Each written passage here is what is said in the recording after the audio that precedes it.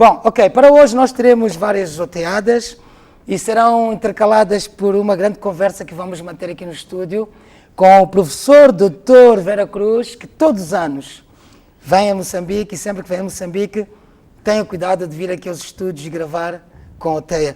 Ano passado, não sei se se recordam, ele esteve cá e falamos sobre a sexualidade humana, que ele acabava de lançar este livro.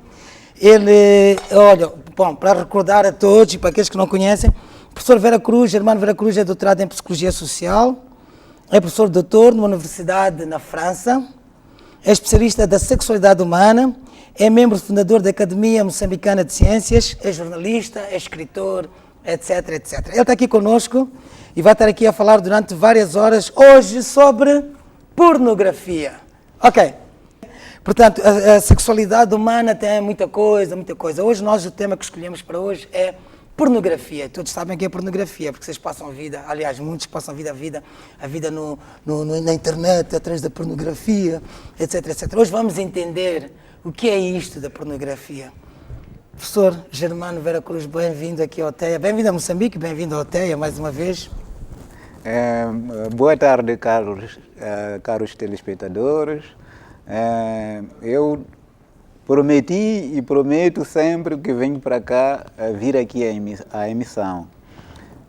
Eu, mesmo se vivo e trabalho na França, penso que é meu dever de contribuir para a educação em geral, mas a educação sexual em particular dos meus compatriotas, dos moçambicanos. Então, para além de escrever livros sobre a sexualidade, penso também que é importante abordar essas questões aqui na televisão para poder esclarecer às pessoas muita coisa que muitas das vezes as pessoas já apanham assim com amigos ou na internet, que as informações que não são sempre exatas. Agora, as pessoas podem ficar admiradas nós já falarmos de pornografia numa emissão de teatro, mas por um acaso a coincidência é boa, porque na verdade a pornografia trata-se da sexualidade teatralizada.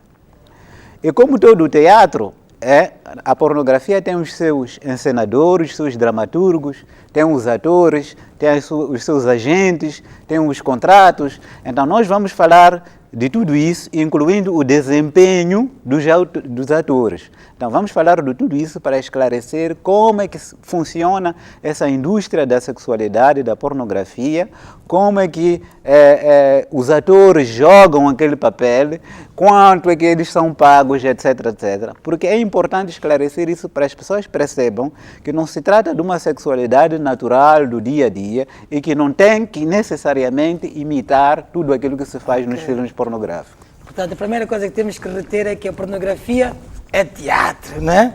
Aquilo é como se estivéssemos a fazer aqui umas oteadas, né? Que nós organizámos-nos, né? Olha, tu agora és o João, tu és o Abdu, tu és o António, não é assim? É assim mesmo. Então, ok, nós vamos começar e a nossa conversa, como sabem, não vai ser como se estivéssemos na universidade, né? Isto vai ser assim num género muito oteado, né?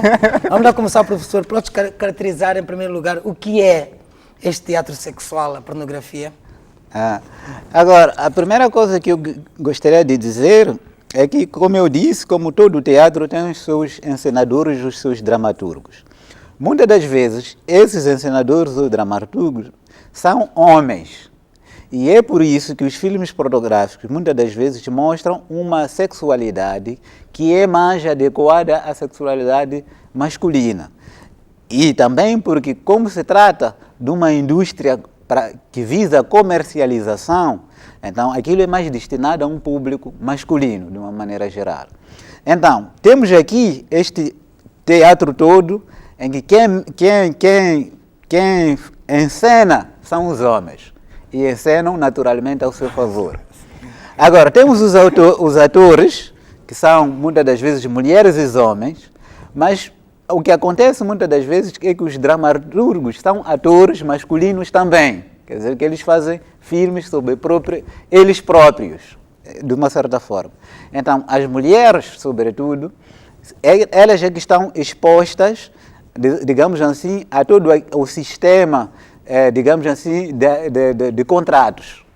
Então, as mulheres, muitas das vezes, que participam nos filmes pornográficos, então, têm agentes, Da mesma maneira que os atores de filmes normais têm agentes, ou que os jogadores de futebol têm agentes, essas mulheres têm agentes, então, que pertencem a agências que se dedicam a rubricar contratos para essas pessoas.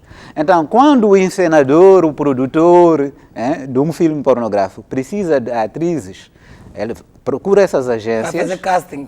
Fazem o casting Sim. E o agente é que faz o contrato.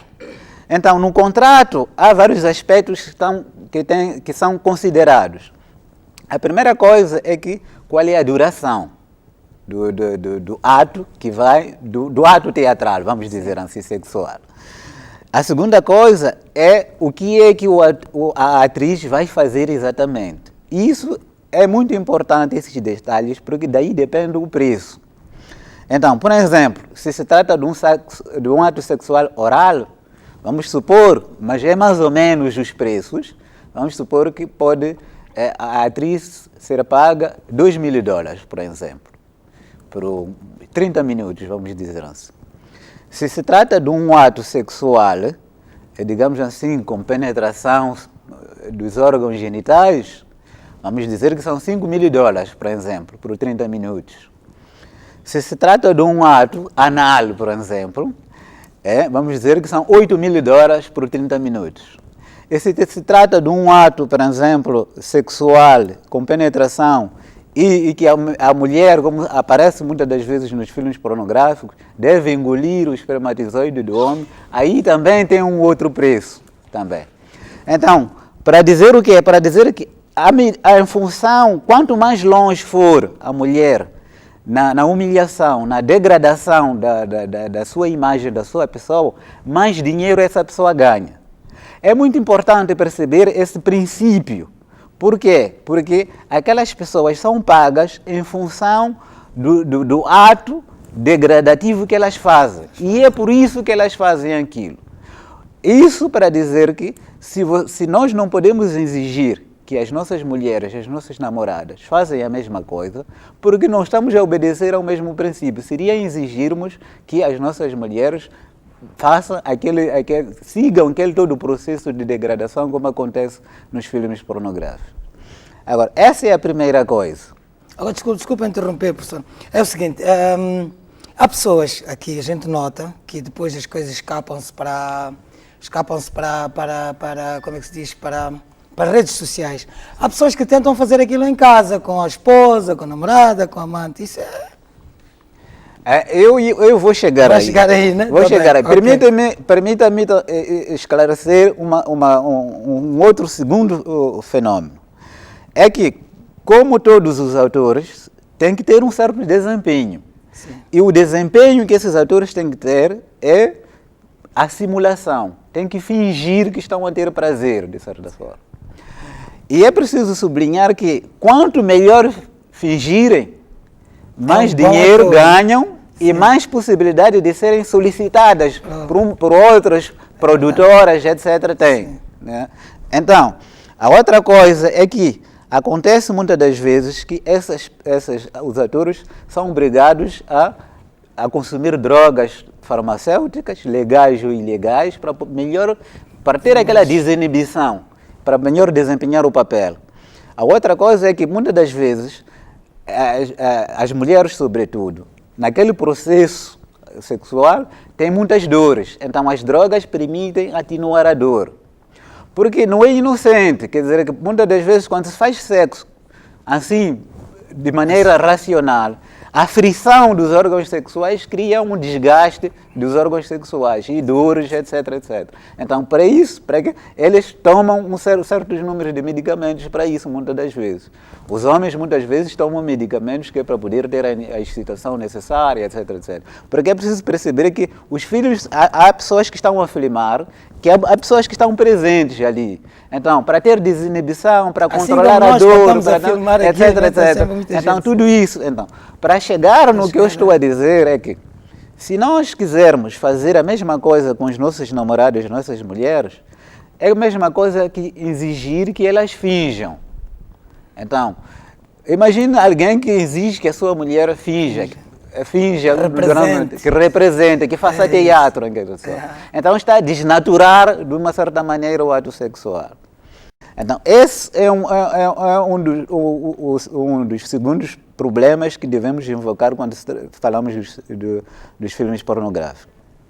Um terceiro elemento é que é aquilo que chamam o princípio da Rainha Vermelha. Rainha Vermelha é uma personagem de um livro famoso que se chama Alice no País das Maravilhas. País das Maravilhas, sim. Então, a Rainha Vermelha, ela tem que estar sempre a correr para permanecer no mesmo lugar. O chamado princípio da Rainha Vermelha, em todo o sistema comercial é utilizado, industrial é utilizado. Quer dizer, que tem que estar sempre a inovar, que é para estar sempre na frente, do processo industrial, ou de um produto. Então, a mesma coisa acontece na indústria pornográfica. Quer dizer, que eles têm que ir mais longe na degradação da mulher, do ato sexual, etc., que é para manter, vamos dizer, o interesse do público, do espectador, daquelas pessoas que se interessam nisso. Por quê? Porque um ato sexual simples, durante um certo tempo, as pessoas que estão sempre a ver aqueles filmes criam uma dessensibilização. Então, a partir de um certo momento, aquilo já não cria a excitação necessária que essas pessoas estão à procura disso. Então, tem que ir mais longe, e é por isso que, historicamente, os filmes pornográficos, o primeiro filme foi na Dinamarca, que começou nos anos 60, 70. Inicialmente, o objetivo era de, vamos assim, uma rebeldia contra os valores tradicionais da sociedade europeia, dominada pela religião, etc, etc. A sexualidade é uma coisa que não devia se fazer, senão no âmbito do casamento, e muitas das vezes depois do casamento, etc. Havia aquelas regras todas que faziam com que a sexualidade, havia um constrangimento ligado à sexualidade. Então, os filmes pornográficos apareceram em rebeldia em relação a essa tradição. E no início, eles queriam mostrar ato sexual simplesmente. E depois, com o passar dos tempos, tornou-se uma indústria que visa o lucro, a comercialização. Tem muito lucro, né? Então, a partir do momento em que se tornou uma indústria que visa o lucro, aí entrou o processo da Rainha Vermelha. Tem que estar sempre a ir mais longe.